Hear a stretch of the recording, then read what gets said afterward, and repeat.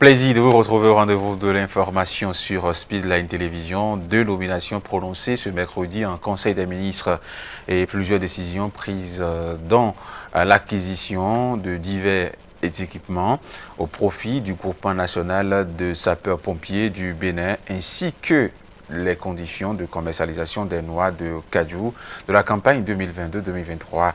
C'est la substance du conclave hebdomadaire des membres du gouvernement présidé par le chef de l'État, Patrice Talon. Précision dans cet extrait de Wilfried Léandre Ombedji, porte-parole du gouvernement.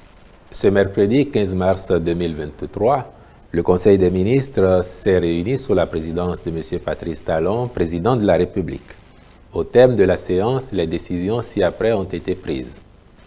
Au titre des mesures normatives, sous cette rubrique, ont été adoptés les décrets portant approbation des statuts modifiés de l'Agence nationale de promotion des patrimoines et de développement du tourisme, désormais dénommée Agence nationale de développement des patrimoines touristiques, puis composition, attribution, organisation et fonctionnement du Conseil national de lutte contre le VIH-Sida, la tuberculose, le paludisme, les hépatites, les infections sexuellement transmissibles et les épidémies.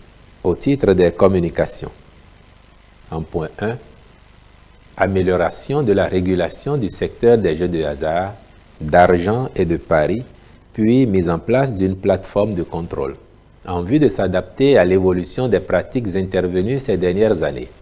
Il urge d'actualiser la législation applicable au secteur en mettant en place un dispositif performant de contrôle. Ceci permettra notamment d'assurer une meilleure supervision, le traitement plus équitable des opérateurs de jeux afin de stimuler la concurrence et la création de valeur, le renforcement de la lutte contre les activités illicites, l'évasion fiscale, le blanchiment d'argent et le financement du terrorisme, la protection des populations vulnérables exposées au risque d'addiction, puis de préserver les mineurs et promouvoir le jeu responsable.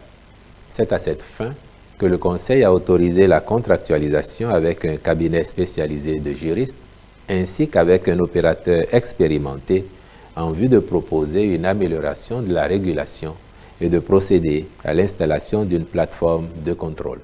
En point 2, acquisition de divers équipements au profit du groupement national des sapeurs-pompiers.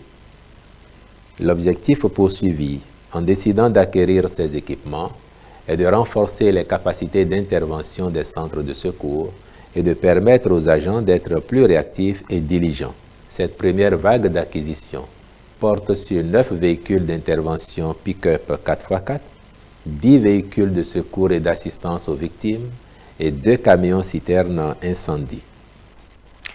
Le ministre des Enseignements secondaires techniques et de la formation professionnelle, soucieux du bon rendement scolaire de cette année, il a entamé ce mardi à Cotonou une tournée nationale pour prendre plutôt langue avec le corps enseignant sur les questions qui ont trait à la pédagogie. Son objectif, booster donc les acteurs sur le terrain en vue de meilleurs résultats en fin d'année.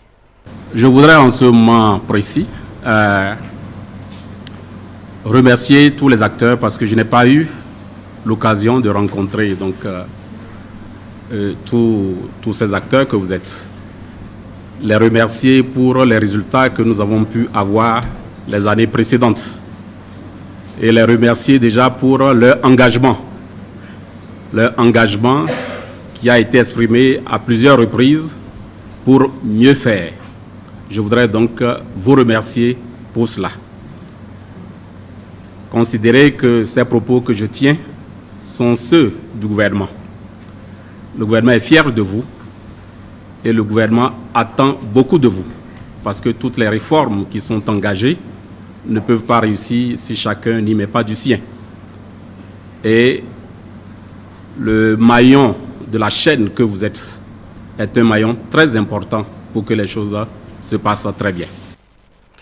Les échanges ont essentiellement porté sur des questions de pédagogie, des réformes dans le secteur, des relations avec les partenaires et celles relatives aux carrières et également aux formations des enseignants. C'est en langue de bois. Le ministre a rassuré de l'engagement du gouvernement à résoudre progressivement plutôt et définitivement les problèmes de ce secteur. Sachant que pour l'opinion publique, ce qui nous évalue, c'est en fin de compte les résultats de fin d'année.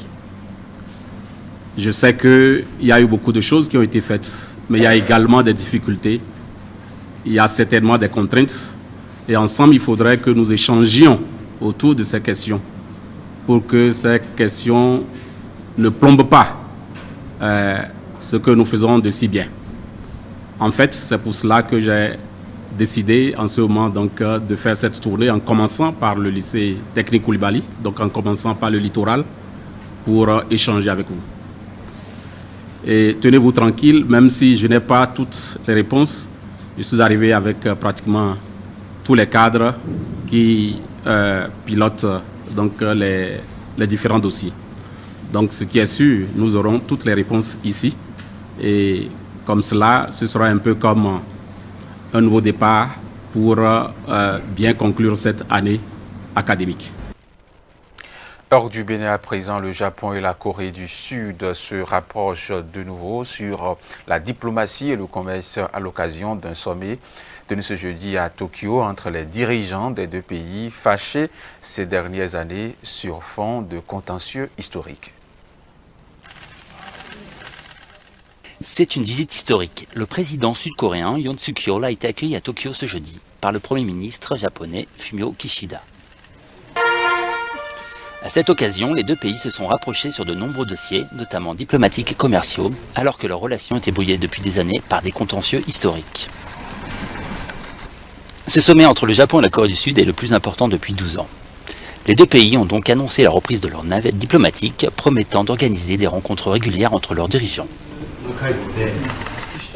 Le Japon et la Corée du Sud se sont également entendus pour régler un différend économique portant sur l'exportation de matériaux pour semi-conducteurs.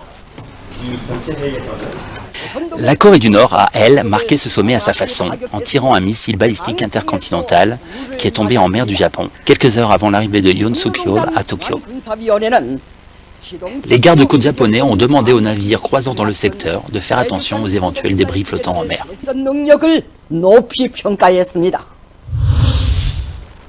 Ainsi va le Bénin et le monde ce 16 mars 2023. Mesdames, Messieurs, merci de l'avoir suivi. Notre édition, bien sûr, portez-vous bien et à demain.